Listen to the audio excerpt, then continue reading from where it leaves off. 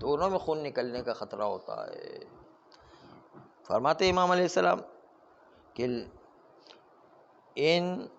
لم يتخوف ان يسيل الدم، اس کو خوف نہیں ہے کہ خون نکل آئے گا، خون بہنے لگے گا، فلا باس، تو اس میں کوئی حرج نہیں کہ نماز کے درمیان اس پپڑی کو نکالا جا سکتا ہے، نماز کے درمیان چھوٹی سی چمڑی کو کاٹا جا سکتا ہے، آرام سے کر سکتا ہے، اور کوئی جو ہے خون نہیں بہے گا۔ وَإِن تَخَوَّفَ، لیکن اگر نماز کے درمیان خوف ہے کہ خون نکلنے لگے گا،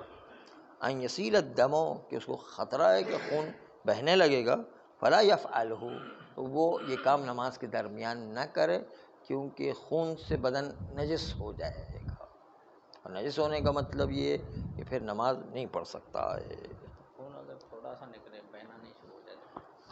ہاں وہ کہتے ہیں خون بہنے لگے گا، یعنی اتنا جو معاف نہیں ہے، اتنا بہنے لگے تو وہ کافی نہیں ہے پھر۔ ہاں جی، خطرہ ہے کہ وہ ہو سکتا ہے خون ایسا نکلے کہ بہتا چلا جائے، وہ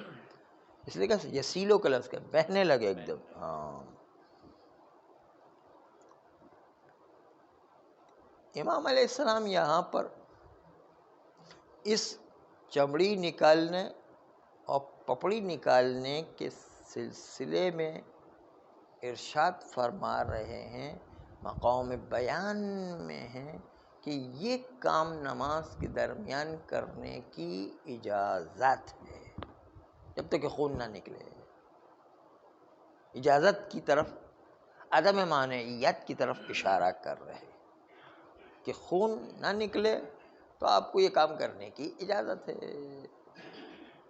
تو امام علیہ السلام مقام بیان اس کام میں،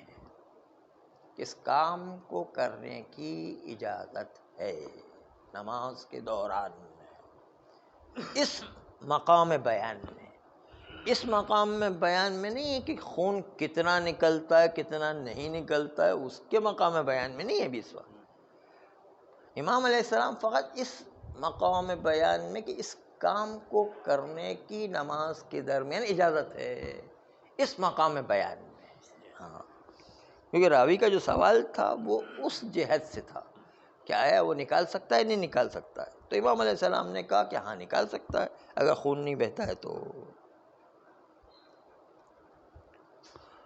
بس اس لیے امام علیہ السلام فرماتے کہ نماز میں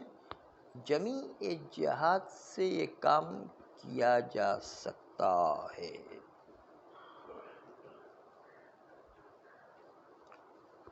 اس میں امام علیہ السلام نے مطلقاً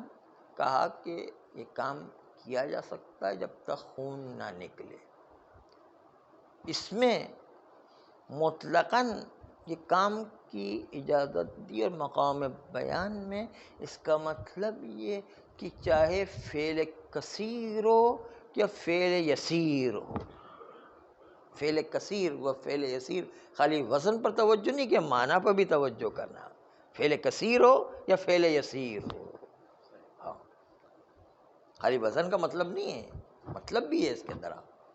کہ چاہے فعل کثیر جس کے ذریعے سے نماز باطل ہو جایا کرتی کہ نماز کے درمیان فعل کثیر انجام نہیں دینا، وہ حکم ہوا کرتا، شرائط نماز میں سے ایک یہ کہ فعل کثیر نماز کے درمیان انجام نہیں پانا چاہیے، لیکن یہاں پر امام علیہ السلام نے مطلقاً کہا کہ ہم یہ کام کر سکتے ہو۔ اس کے اندر مولا مقام بیان میں بھی تھا، اور اس وقت جو انہوں نے کہا کہ آپ یہ کام کر سکتے ہو، اور اس میں کوئی قید نہیں لگائی کہ فعل کثیر نہیں ہونا چاہیے۔ اس سے پتہ چلتا ہے اس سے فعل کثیر بھی ہو رہا ہے، اور جو آپ پپڑی نکال رہے ہیں اور اس کے نتیجے چمڑی جو کاٹ کر کے نکالیں گے فعل کثیر بھی ہو جاتا ہے، تو کوئی پرواہ نہیں، آپ انجام دے سکتے ہیں۔ مطلق بیان ہے، کیونکہ مقام بیان میں مولا اس کو بیان کر مطلق جو ہے موجود ہے، اس لیے فعل کثیر ہو یا فعل یسیر ہو دونوں کو انجام دے سکتے، پپڑی نکالنے میں اور اس چمڑی کے کچھ حصے کو نکالنے میں، تو اس میں کوئی قید نہیں، اس نسبت سے جو ہے مطلق رکھا گیا ہے۔ یسیراً چھوٹا فعل کثیر ہو ہے،